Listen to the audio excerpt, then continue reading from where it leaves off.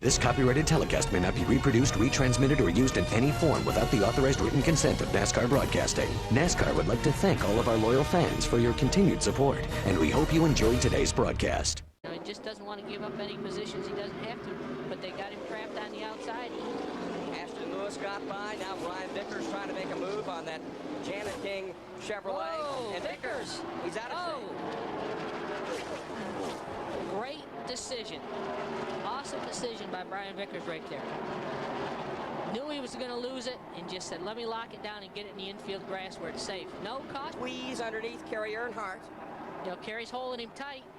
And, you know, these guys got these cars freed up for the long run. Car's a little bit free early on in a run. Car just got out from underneath him. You know, just trying to make the pass. And well, these guys are working lap traffic. Right now, Jason's trying to get underneath the zero car. And, you know, how you work this lap traffic is going to determine how well you get up through the field. And Bobby Hamilton, his car made an awesome cut to the bottom of the racetrack. Drove right underneath Jason Keller coming off of turn 4. Jason could have made it 3 wide. Now we have trouble. Chase Montgomery is in the wall in turn 4. And that will bring out the first yellow flag. Good news for Brian Vickers. And now more trouble. Steve Grissom is now involved. And we see another car spinning down through there, and that's Chris Bingham. A lot of damage to the back end of that car.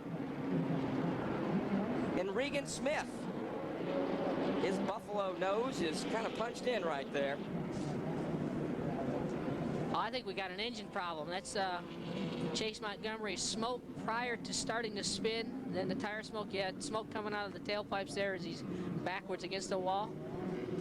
And that's really what caused the second part. These guys got in the oil. The 49 car, he slid in the oil, got up into the outside wall. Turn number 1, we have trouble, and that is Scott Wimmer involved there. That'll bring out the second caution flag.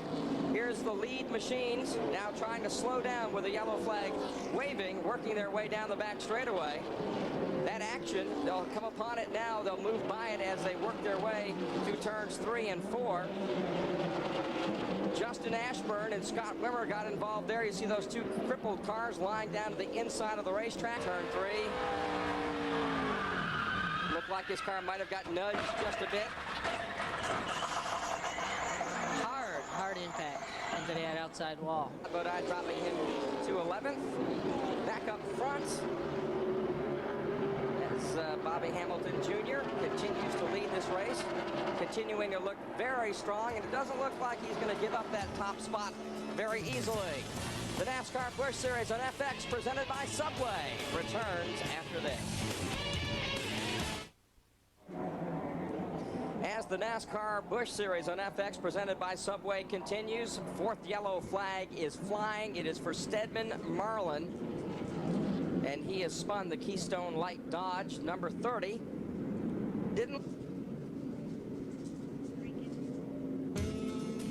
There he is. He loops it. Nice, easy spin. That brings out the 4th yellow flag. We're back to Nashville Superspeedway in just a moment. Front of the racetrack, very slow. You see the Janet King, number 12, working its way towards pit lane. So the problem that Glenn Jarrett talked about maybe got a whole lot worse. I'll bet you that transmission finally gave up. Clayton, after race you had problems. Tell us what happened today. You know, we went off into turn 3 and lost the motor right before I lifted. Oil got under the rear tires, and I was just holding on for the rod. Well, talk about bad luck. What's with the arm? Are you okay? Yeah, I'll be all right. We'll be back in California. It's possibly fractured, but we'll find out next week, and we'll be ready to go. Back up to the booth. Trouble for Casey Kane. You see his Great Clips Ford has clipped the wall and is headed in the wrong direction, and that'll bring out the yellow flag for the 6th time today. And you can see as he comes back around, a lot of damage to the left side, some damage also to the rear of that car. Kane. Casey got down, the car was just yawed out getting down in there. He was loose getting into the corner, trying to save it, just turned around and slammed. And he's gone. Quick pit stop. That one didn't take long at all. That had to be under 5 seconds. Certainly, and you know, great strategy. Try to get back out on the racetrack here as quick as possible. Keep your track position. Obviously, they were happy with that set of tires. trying to make sure that they do the right decision here at the end of the race to try to keep themselves up towards the front. Mike Bliss trying to come up on the number 1 to lap him. That's David Stremme. Jason Keller is in the wall. Caution's out. And that one is going to hurt a number of drivers. Tough break for Jason Keller, who has run top 5 just about all afternoon long. That is the 7th caution flag. Green going after Mike Bliss. This is the battle for 3rd. Green may have the best car right now. He's looking awfully good on corner exit. He's made a great run on Mike Bliss. Going to complete the pass down here in the middle of turns 1 and 2. He's getting the best run up out of the bottom of the corners. He will prove very troublesome as they work their way down the back straightaway when they come back to the line. 7 laps to go. Johnny Sauter trying to hold on. David Green trying to scramble back to the front. He takes a look under Ashton Lewis Jr. But Lewis will slam the door. You see Sauter opening up the door to the inside, but he gets such a great run. Sweeping off into turn 1, he's able to hold off that number 46. Ashton Lewis is really going down the straightaway, but he can't get through the corners. He gives up 3-4 car lengths through the corners, and all he can do is make it back up down the straightaway. He just gets back to the back bumper of Sauter. Great racing at the Nashville Superspeedway. Look at Bliss. He's not giving up on this. He goes to the outside of David Green, trying to retake 3rd and mount one final assault on leader Johnny Sauter. Look at that run around the outside of David Green. That is impressive. He just powers by. Jay Sauter is in the grass. And that is along the front straightaway, but he is trying to make his way off the surface in a place where NASCAR will call it at least safe enough to keep this race under green. You see Sauter's car now trying to get behind the wall, and it does. Meanwhile, up front, here's Ashton Lewis Jr. again going after Johnny Sauter. A little bit closer going into 1. Sauter has to give him the inside line. Can Ashton Lewis Jr. pull it off? That's as close as he's been on corner exit. Let's see if he can make a move at the end of the straightaway. No, cannot pull out. When they come back to the start-finish line, the NASCAR starter is only holding up one hand, signifying the laps. That is how close we are to the checkered flag. Johnny Laps to go. Johnny Sauter trying to hold on. Ashton Lewis again climbs to his inside in turn 1. Ashton makes a great run down this front straightaway, but just doesn't have enough to get there and hold that inside lane as they go through turns 1 and 2. David Green back on the inside of Mike Bliss. They keep swapping that 3rd position.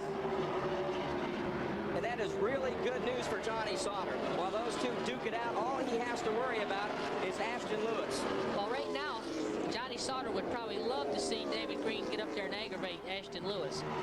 Ashton will start playing some defense instead of playing offense only against Johnny Sauter.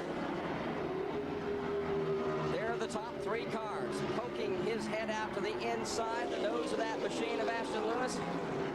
Can't get inside Johnny Sauter going into the corner. It's getting down to crunch time. Here's David Green inside Ashton Lewis Jr., the Timberwolf Pontiac, trying to fly by that Civil Air Patrol Chevrolet. He does. That's bad news for Johnny Sauter. When they come back to the start-finish line, the white flag will wave. Sauter trying to hold on for the final lap and a half here at Nashville. David's coming. I mean, he is coming in a hurry. His car runs through the center of the corner so strong. He's there. David Green has caught the leader, Johnny Sauter. They take the white flag, 1 mile and a third to go. Green looks to the inside. Sauter, though, will beat him to turn 1. Johnny didn't close the door. He made like he was going to close the door, but didn't close it. David's got a run coming up out of turn 2. He's alongside. They nearly touch midway down the back straightaway. It's a horsepower battle to turn number 3. David Green wins it. Sauter will try to come back on the outside. Wow, what a move. David Green pulled it off. David Green on the white flag took the lead and has won here at Nashville. Woo! What a finish. David Green has won it in dramatic fashion. Johnny Sauter was able to hold on until the very end. But David Green, the former Busch Series champion, has has found his way back to victory lane. That's Bobby Hamilton Jr. continues to lead this race, continuing to look very strong. Fourth yellow flag is flying. It is for Stedman Marlin, and he has spun the Keystone Light Dodge, number 30. Didn't look like he did a whole lot of damage to that car, Brent, and a number of cars barely squeaked by to the inside. That could have been big. There, the 38, the 19, the 58, and the 21 did not pit that time because it didn't get them inside their fuel window. There's a little over 123 laps, I guess 123 laps left to go. They can't make it on one stop, so those guys decided to stay out. Interesting strategy. We'll see how it pans out. Casey Kane, Chad Blunt, 1 and 2 in line on the outside on this restart. Regan Smith, the white number 22 in the laps down lane. Green flag is back out. Oh, Friendly LaJoy spins. And he hits the wall hard in turn 4. It's snap hooked in there, brings out the 5th caution flag.